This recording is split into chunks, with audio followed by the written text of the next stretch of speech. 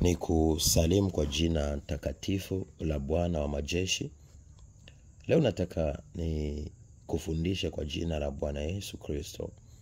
Tuna ndoto 9 kwamba ndo muda wako wa kupandishwa juu na Mungu.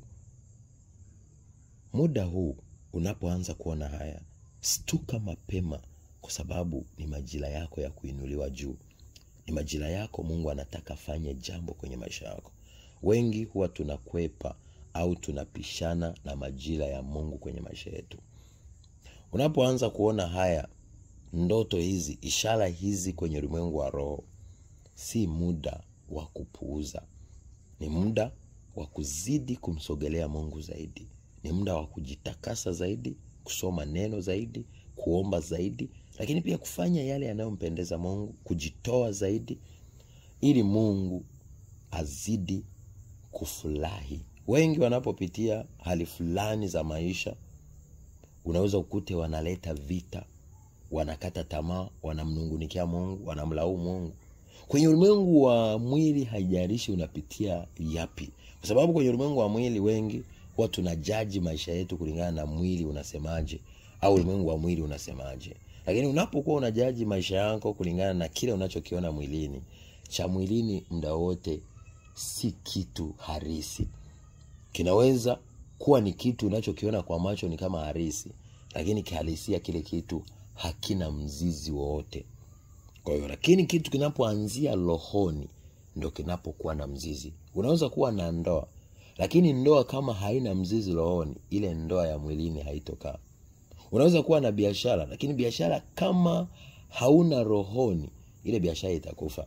Unaweza kuwa ni mtumishi, lakini kama utumishi hauna mzizi rohoni au hauna vitu vinavyokuthibitisha rohoni, ina maana kile kitu kitaharibiwa kirahisi, kwa sababu shetani atakuwa ni rahisi kuchinja, kuiba na kuharibu. Sasa wale watu ambao wanamjua Mungu au wenye sheria ya Mungu au wanaofuatilia Mungu au waliokwisha kuchaguliwa, wala asilimia kubwa ndio wanaokuwa na vita kubwa.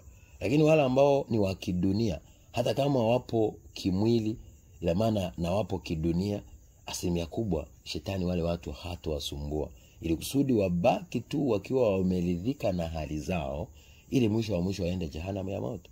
Lakini ukiona wewe haujamjua Mungu sana, lakini una vita kubwa sana ya kiroho na vita kubwa sana ya shetani anataka kukuangusha, jua Mungu alishaweka kitu ndani yako. Kwa hiyo anapambana ili akukatishe tamaa zaidi, ili usije ukaenda kwa Mungu. Sasa ukiona ndoto hizi, usipuuze, ni majira yako. Bila ujali mwilini kuna nini, lakini anza kuona rohoni na anza kufanya jambo na mabadiliko na elimu na maarifa na utakatifu na kusoma neno na kuomba sana, ili uzidi kuimarisha na kutengeneza msingi. Lakini pia pata maarifa ya kile kitu au zidi kufanya, ongeza jitihada kwenye kile kitu ambacho Mungu ameweka ndani yako, alafu utakuja kuona matokeo makubwa. Ndoto ya kwanza ni ndoto unaona saa kubwa au unazawadiwa saa kubwa. Hiyo ni ishara kwamba majira yako yametimia. Ndoto ya pili, unashangaa unajifungua mtoto au umebeba mtoto mchanga. Mfano, huna mimba mama, unaona umejifungua, au unaona una mtoto mchanga, au baba unaona una mtoto mchanga. Jua ni kipindi cha furaha, kipindi cha baraka kipo mbele yako. Lakini 3, unaendesha meli. Hata kama uendeshi wewe, ina maana utavuka vikwazo, utavuka vizuizi, kwa sababu mto au bahari ni vikwazo, vizuizi. Sasa upo kwenye meli na unaendeshwa, ina maana asilimia kubwa utavuka, utashinda. Kwa sababu meli ni tofauti na mtumbwi.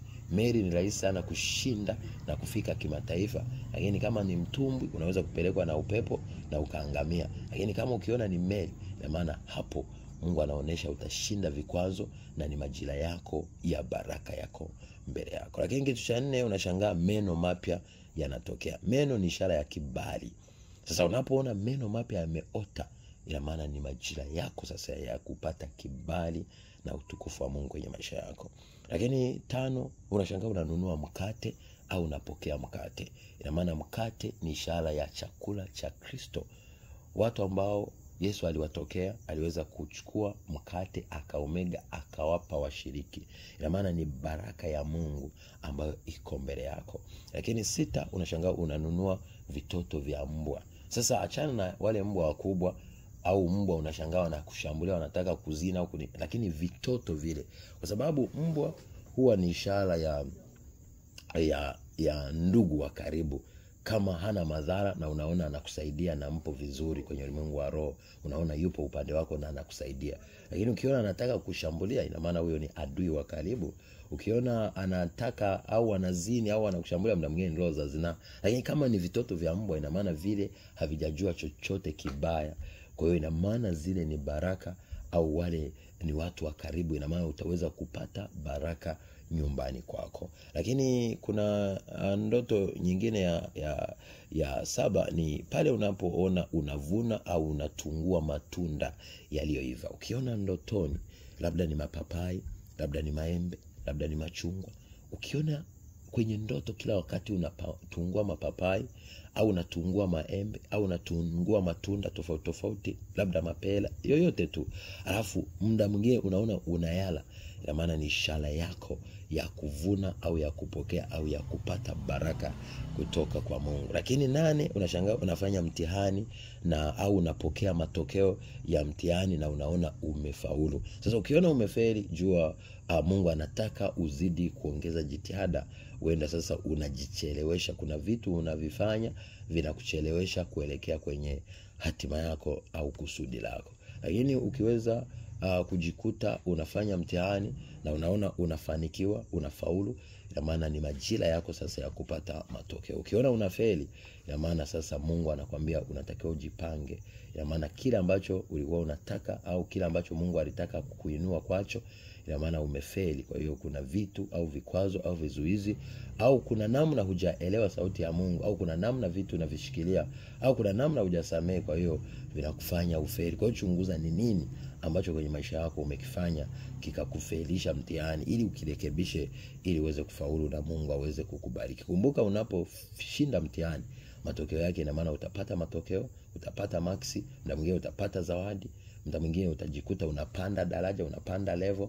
Sasa Mungu anakuwa anamaanisha hicho. Lakini 9 na mwisho, unashangaa upo kwenye mataa ya barabarani na unaona taa ya kijani inawaka, au ulipofika tu ukaona inawaka. Kumbuka, taa ya kijani kwenye ulimwengu wa roho ni ishara ya kustawi, lakini kwenye mataa ina maana ni ishara ya kukuruhusu kusonga mbele.